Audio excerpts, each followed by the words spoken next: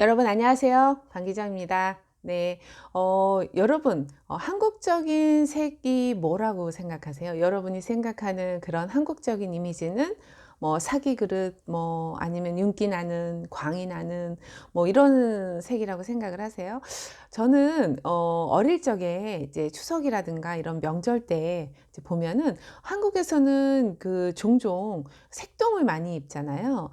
색동 여러분 보셨어요? 이제 팔에 이제 보면 저처럼 지금 이런 엷은 줄무늬 이렇게 해서 굉장히 다양한 색깔들이 이제 맞대어 있는데, 제가 이제 규방공예라든가 이런 것들을 배울 때 어떤 생각을 많이 했냐면, 어쩌면 이렇게 전혀 어울릴 것 같지 않는, 우리가 흔히 이제 색에서 가장 기본적으로 많이 알게 되는 뭐 유사 배색이라든가 뭐 굉장히 이런 다양한 색깔들이 이제 있고, 우리가 흔히 알고 있는 깔맞춤, 예, 이런 게 이제 너무나도 흔한 그런 상황에서 전혀 어울릴 것 같지 않고 전혀 뭐 느낌조차도 다른 색깔들을 바로 옆에다가 댔을 때 또 의외로 이게 굉장히 잘 어울린다는 걸 여러분 느끼셨을 거예요.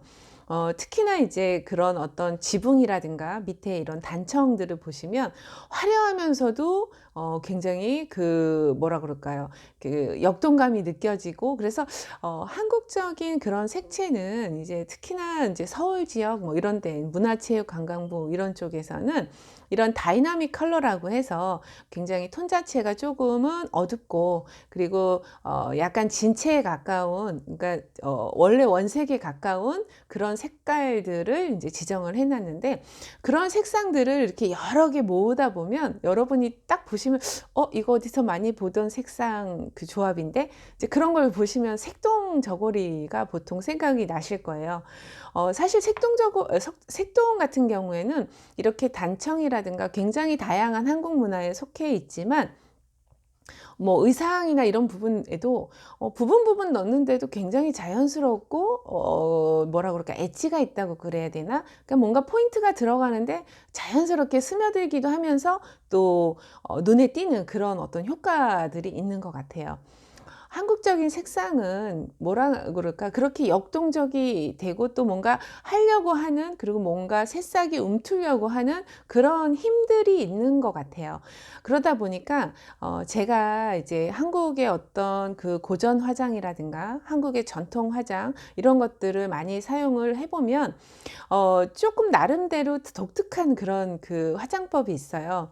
예를 들면 이렇게 색상이라든가 의상, 그리고 또 이런 주거 이런 단청 같은 경우에는 직접적으로 바로 전혀 어울릴 것 같지 않은 이런 이질적인, 전혀 다른 동질하지 않은 그런 어떤 부분들을 바로 옆에다가 대놓고도 조화롭게 어울리게 하지만, 한국적인 화장에 있어서는 예를 들자면 이제 중국 같은 경우에 당나라나 뭐 이제 이런 경우에는 보통 연지나 이런 붉은색들을 직접 바르고 그 위에다가 파우더를 바른다거나, 아니면 실질적으로 나는 정말로 뭔가 표시를 하고 싶어요. 그럼 직접적으로 표시를 합니다. 그런데 한국에서는 이제 이런 직접적인 거를 이제 조금 반대 말로 얘기를 하자면 간접적으로 은은하게, 은근하게, 굉장히 고급스럽게, 귀티나게, 예, 그렇게 표현을 합니다. 어떻게 표현을 하냐면, 이제 예를 들어서 중국이나 이런 데는 직접 연지를 바르고 파우더를 바르면 뭐라 그럴까, 좀 언밸런스한 그런 느낌도 들거든요. 약간 이렇게 필터를 한번 낀 것 같은 그런 느낌이 이제 이미지를 줄 수 있다면, 한국에서는 그런 화장도 하지만 이제 고려시대 때 보통 우리가 복채법이라고 얘기를 하는데, 보통은 한 색깔을 이렇게 딱 배색을 깔고요. 그 위에다가 또 다른 색을 칠하고 또 그 위에 또 다른 색을 칠해서 뭔가 이게 적절하게 섞였을 때 은은하게 비쳐나오는 그런 색깔들을 많이 활용을 했고요.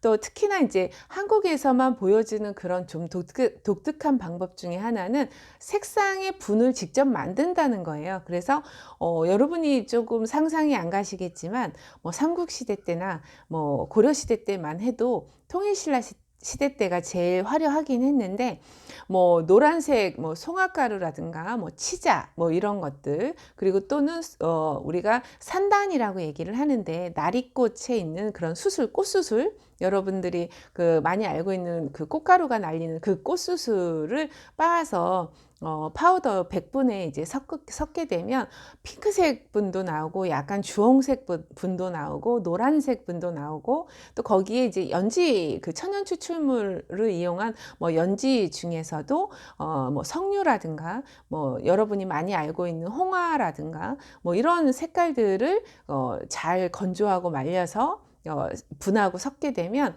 굉장히 색상이 은은하면서 핑크색, 복숭아색 분, 뭐 노란색 분, 색분이 굉장히 많이 나오거든요. 그래서 뭐 특히나 이제 나중에는 그 아욱이나 이런 그 교자라고 얘기들을 하는데, 접시꽃에 있는 그런 꽃수술이나 꽃을 직접 불에 태우거나 이제 말려서 그 추출물을 추출한 다음에 파우더랑 섞어서 색상분을 만드는데, 그 색상분을 전부 자분이라고 불렀습니다. 그래서 이런 색상이 들어가 있는 그런 분들을 이용을 해서 분을 직접 만들고, 그리고 본인의 어떤 피부에 맞게끔, 목적에 맞게끔 그 분들을 사용을 했다라는 거죠. 이제 쉽게 말하면 한국 사람들은 주로 이제 노란색 피부톤이 많이 있기 때문에 거기에 정반대의 보색인 보라색이 들어간 파우더나 분을 만들어서 얼굴에다 바르면 얼굴 자체가 우선은 뽀얗고 피부 자체가 고와 보이고, 약간 백색 그 피부를 많이 선호했던 그런 부분들이 있기 때문에 피부 자체가 곱고 굉장히 그 하얗게 그 보이는 그런 효과를 얻었다는 거죠. 지금에서야 이렇게 그 한국의 화장 문화라든가 한국의 화장품이 뭐 엄청난 발전을 하고, 그리고 이런 첨단 테크놀로지를 통해서 그 엄청난 그런 기술 개발을 한 것 같지만, 사실은 약간의 향이라든가 약간의 어떤 그 겉모습, 그런 부분들, 공정 부분에 있어서 제형을 약간 변형한다거나 이런 거만 아니라면, 사실은 기본적인 원리는 삼국시대 때나 뭐 고려시대 때나 조선시대 때나 사실은 그때 때부터 다 해왔다는 거죠. 정말 놀라운 일이 아닐 수 없는데, 옛 문헌에 이제 이런 조금씩 나와 있던 그런 자료들을 바탕으로 해서 이런 그 한국의 어떤 화장 문화라든가, 그리고 또 저 발달된 어떤 선조들의 그런 지혜들을 잘 엮어서 최근에는 저도 이제 집필을 하고 있고 저서를 만들고 있는데, 여러분들과 함께 정확하게 우리 선조들이 어떤 화장품을 그리고 어떻게 잘 활용을 하고 만들어서 썼는지 선조들의 지혜를 잘 알 필요도 있다라는 생각이 들고요. 어찌 생각하면 최근에 있는 이런 한류 붐이라든가 한국의 어떤 그 화장품 기술력에 있어서 세계 최고라는 그런 부분은 어느 날 갑자기 생긴 게 아니라 예전부터 이런 뭐 하나를 만들더라도 주변에 있는 그런 재료들이라든가 원료들을 정확하게 조금 더 고민을 해서 지혜롭게 만들어서 썼던 그런 선조들의 어떤 그런 부분이 있지 않을까, 그런 생각을 해보게 됩니다.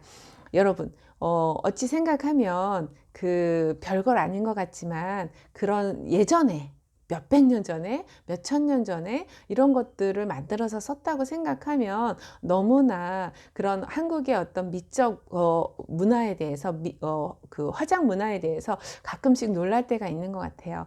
앞으로도 종종 소개할 그런 상황이 많이 되면 좋겠고요. 오늘은 여기까지 진행하겠습니다. 감사합니다. 구독과 좋아요, 그리고 알람 설정은 사랑입니다. 고맙습니다.